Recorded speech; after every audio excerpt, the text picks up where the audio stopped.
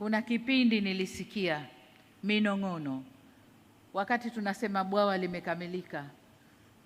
Kuna watu walikuwa wanasema limekamilika lakini ni white elephant. Nilijitembo jeupe limelala halina kazi, kwamba hakuna matumizi kwa sababu hakuna njia kuu za kusafirishia umeme.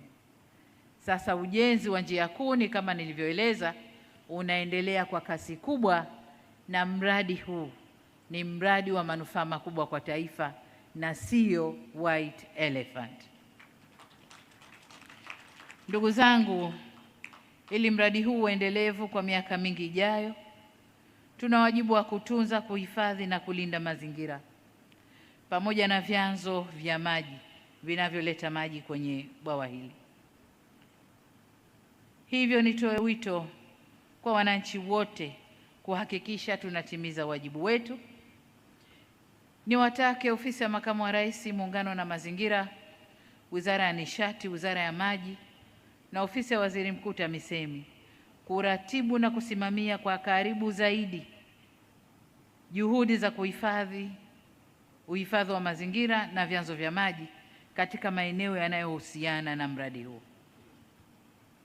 Hiyo itafanya mradi huu uishi kwa miaka mingi zaidi. Nataka nizungumze jambo jingine hapa. Tumeanza kusikia taarifa kutoka Mamlaka ya Hali ya Hewa Tanzania kwamba miezi michache ijayo tutakabiliwa na mvua kubwa za El Nino. Niwaombe wakuu wa mikoa, wengi wenu mko hapa, wakuu wa wilaya na wakuu wa taasisi mbalimbali, kwenda kujitayarisha kuweka mazingira sawa ili mvua zile zitakapokuja zisilete maafa makubwa kwa wananchi wetu. Kwa niwaombe sana, tahadhari imeanza kutolewa, hatua zichukuliwe ili mvua hizi zisilete madhara kwa wananchi wetu. Kwa Watanzania wenzangu, sote kwa pamoja tushirikiane katika kuilinda miundombinu hii ambayo tumeijenga kwa gharama kubwa. Tusikubali wala tusitoe nafasi miundombinu hii kuharibiwa.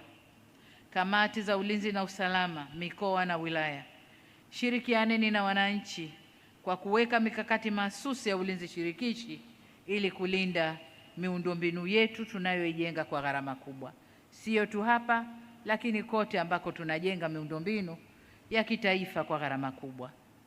Kwa upande mwingine, Wizara ya Nishati na TANESCO na wataalamu wote mnaosimamia kituo hiki kuhakikisha mitambo hii inatunzwa vizuri ili itumike kwa ufanisi na kuleta manufaa yaliyokusudiwa. Wakati napewa muhtasari wa mradi huu, nimeambiwa wataalamu wote wanaoendesha mradi huu ni Watanzania. Ingawa wakandarasi bado wapo, lakini wataalamu wote ni Watanzania.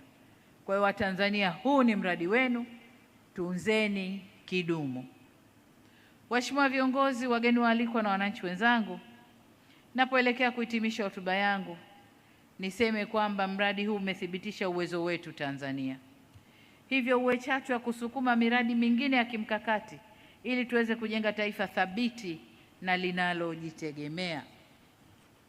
Na hapa naomba nisisitize jambo moja ambalo kila ninapopata fursa ya kuongea na wananchi huwa nalisema, nalo ni amani, utulivu na usalama wa taifa letu.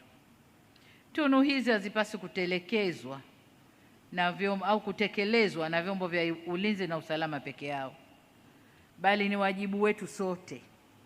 Niwaombeni sana ndugu zangu, tuendelee kuzilinda tunu hizi kwa kuwa ndio msingi wa maendeleo na ustawi wa taifa letu. Bila ya amani, utulivu na usalama ndani ya nchi yetu, tunayoyaona na kuyafurahia hayatakuwepo. Mwisho kabisa ni shukurani. Nashukuru Wizara ya Nishati na taasisi zote, lakini vile vile nashukuru sana Jamhuri ya Kiarabu ya Watu wa Misri kwa zawadi mlizonipatia. Zawadi hizi si zangu, ni Watanzania wote. ni za Watanzania wote, kwamba tumethubutu na tumeweza, na sote tunapaswa kujipongeza, na zawadi zile ni za watu wote.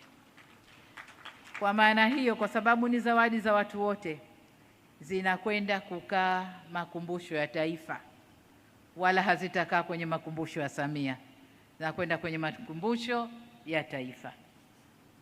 Baada ya kusema hayo, sasa ninayo furaha kutamka kuwa kituo hiki cha kuzalisha umeme cha Julius Nyerere kimezinduliwa rasmi leo tarehe 22 mwezi wa 8 mwaka huu wa 2026.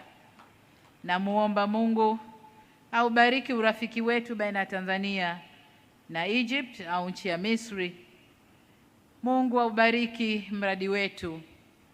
Mungu atubariki wananchi wa Tanzania, na asanteni sana kwa kunisikiliza.